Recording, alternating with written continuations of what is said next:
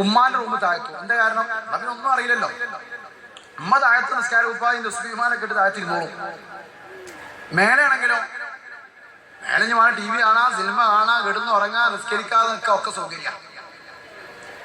അങ്ങനെ പുതിയാപ്പിള ഗൾഫ് പോണ പുതിയാപ്പിളോട് പെണ്ണ് ചോദിച്ചു, ഞാൻ നിങ്ങൾ പോയാൽ ഞാൻ ഒറ്റക്കാവൂലേ?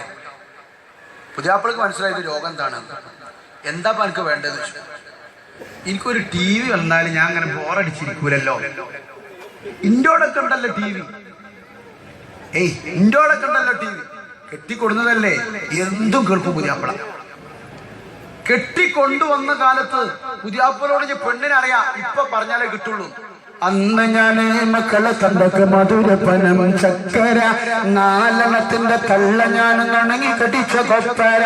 അന്ന് ഞാന് മക്കളെ തണ്ടക്ക് മധുരപ്പനം ചക്കര, നാലെണ്ണത്തിന്റെ കള്ള ഞാൻ നുണങ്ങി കടിച്ച കൊപ്പര.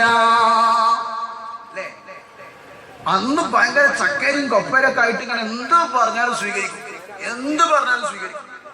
ആലെണ്ണം പെറ്റൊക്കെ കഴിഞ്ഞതിന് ശേഷം പെണ്ണ് വന്നിട്ട് പറയാണ് ഞാൻ കെന്റ് ചാടി മരിക്കും എന്ന് പറഞ്ഞാലേ ഇക്കോന്ന് പറയും.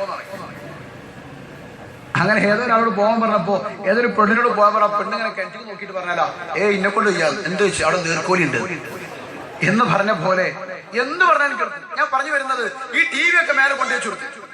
പെണ്ണ് മൂന്നിലൊക്കെ വിറ്റ് ബാങ്കിലൊക്കെ വെച്ച് ടി വി കൊണ്ടുവച്ചു. ഈ പെണ്ണിങ്ങനെ ഇശാമകരിമിന്റെ ടി വി ഇങ്ങനെ കാണും. വല്യമ്മ അരിയത്ത് സലാത്തും ബെയ്ത്തും നഫീസത്ത് ബെയ്ത്തും ഒക്കെ കാണാതെ അറിയണ വല്യമ്മക്ക് തലമൂടി ചൊല്ലിയിട്ട് തൊണ്ട വരണ്ട്. വല്യമ്മ കോണിപ്പടി മേലക്ക് ഇങ്ങനെ കയറിയിട്ട് മരുവളോട് ചോദിച്ച്, കുഞ്ഞോളെ എനിക്കൊരു ചുടുവെള്ളം കാച്ചു തരും, എനിക്ക് ആ വെടി പൊട്ടിക്കൽ അറിയില്ല മോളെ. വെടി പൊട്ടിക്കാന്ന് പറഞ്ഞ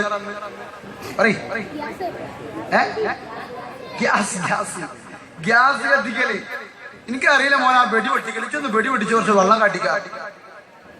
മോള് പറഞ്ഞെന്ത് വല്യമ്മ അപ്പ വരാം, അമ്മ അപ്പ വരാന്നാ. അപ്പൊ ഉമ്മാന്റെ കണ്ണിങ്ങനെ വെറുതെ ഇരിക്കല്ലേ, ഉമ്മാന്റെ കണ്ണിങ്ങനെ അയക്കിങ്ങനെ പോയി ഒക്കെ ഒരു പെണ്ണിനെ പ്രസവവേദന ഇളകിട്ട് കൊണ്ടുപോവുക. പെണ്ണിങ്ങനെ പെടയാണ്.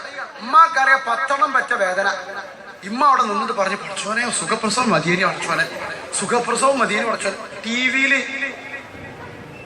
വല്യമാനോട് ഈ മരുവോട് പറഞ്ഞു, ഇന്ന അമ്മ അങ്ങളിവിടെ ഇരിക്കും. വല്യമ്മ അതൊക്കെ മറന്നിരുന്നു. വല്യമാന്റെ മനസ്സിൽ എന്താ, പഠിച്ചോനെ ഇതൊന്ന് സുഖമായിട്ട് പ്രസവിച്ചാൽ മതിയേനി, പഠിച്ചോനെ ഇതൊന്ന് സുഖമായിട്ട് പ്രസവിച്ചാൽ മതി, ഇതൊന്ന് സുഖമായിട്ട് പ്രസവിച്ചാൽ മതി. അങ്ങനെ അവസാന സമയത്ത് അവിടെ നിന്നത്. അപ്പൊ വല്യമ്മ ചോദിച്ചു, അല്ല മോളെ എന്തേ അത് നിന്ന് പ്രസവിച്ചില്ലേ?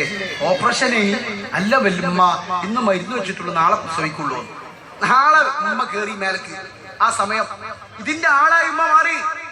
എന്റെ പ്രിയപ്പെട്ട ഉമ്മ, ഞാൻ പറഞ്ഞു വരുന്നത് അല്ലാഹുവിനെ പേടിയില്ലാത്ത വീടായി നമ്മളെ വീട് മാറിയപ്പോഴാ കേട്ടുകേൾവിയില്ലാത്ത രോഗങ്ങൾ അല്ലാഹു തരുന്നത്. ബ്ലഡ് ക്യാൻസർ ഇല്ലായിരുന്നു, ക്യാൻസർ ഇല്ലായിരുന്നു, ട്യൂമർ ഇല്ലായിരുന്നു, തക്കാളിപ്പനി ഇല്ലായിരുന്നു. എന്റെ പ്രിയപ്പെട്ട ഉമ്മ, ഇംഗ്ലീഷിന്റെ അറഫുകൾ രോഗമായി മാറിയപ്പോൾ എന്തേ സംഭവം?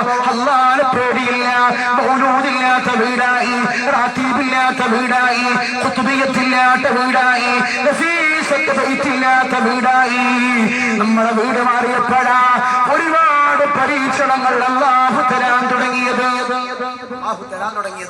ഒരുപാട് പരീക്ഷണങ്ങൾ അല്ലാഹു തരാൻ തുടങ്ങിയത്. അല്ലാഹു നമ്മളെ കാത്തിരക്ഷിക്കട്ടെ, അല്ലാഹു നമ്മളെ കാത്തിരക്ഷിക്കട്ടെ. എന്റെ പ്രിയപ്പെട്ടവരെ, നമ്മൾ ചിന്തിക്കണം, അള്ളാന്റെ ഹബീബിനെ അങ്ങ് സ്നേഹിക്കുക. ഞാൻ പറഞ്ഞു വരുന്നത് ഇശാ മഗ്‌രിബിന്റെ ഇടയിൽ നമ്മളെ പേരിൽ മൗലൂദ് നടക്കട്ടെ. എന്നാലേ ഈ കുട്ടികൾക്ക് മൗലൂദ് കിതാബ് എന്താണെന്ന് അറിയുള്ളൂ. മൗലൂദ് കിതാബ് എന്താണെന്ന് അറിയണമെങ്കിൽ മൗലൂദ് നടത്തണം. പഴയ കാലത്ത് എല്ലാവരും കൂടി ഇങ്ങനെ മൗലൂദിന് ഇരിക്കുക. അപ്പൊ തലയിണ ഒക്കെ ഉണ്ട്, റെഡിയാ. മുമ്പിൽ തലയിണ, മുസല്ലക്കെട്ട തലയിണുണ്ട്.